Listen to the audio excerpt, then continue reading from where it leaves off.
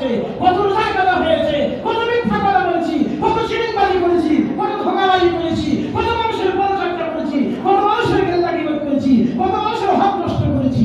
তারপরেও কি আমি করতে হবে আল্লাহ পাকের দরবারে আমার বিচারের জন্য আল্লাহ পাকের সামনে দাঁড়াতে হবে। আমি কিভাবে দেব এই চিন্তা আমার আপনার বুঝতে হয়েছে।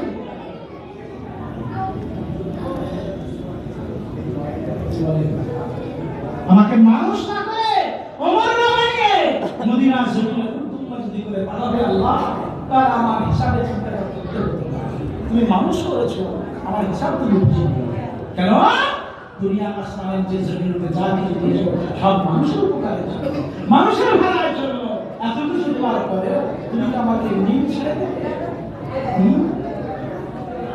জগতের বড় ইমাম আযম আবু হানিফা নুমান বিন সাবিত রাহমাতুল্লাহ আলাইহি, তার মাযহাবের সবথেকে বড় ইমাম আযম আবু হানিফা, যিনি আল্লাহর নবীর কয়েকটা সাহাবাদেরকে তিনি দেখেছেন, তাদের কাছ থেকে জ্ঞান অর্জন করেছেন। এই জগতের বড় ইমাম জীবনে একবার নয়, দুবার নয়, ৫৫ বার মক্কার বাইতুল্লাহ শরীফ হজ করেছেন, কাবা ঘর জিয়ারত করেছেন, লক্ষ লক্ষ ছাত্র তৈরি করেছেন, ৮৪,০০০ ৮+৪ ৮৪,০০০ মসলা ফতোয়া লিপিবদ্ধ করেছেন।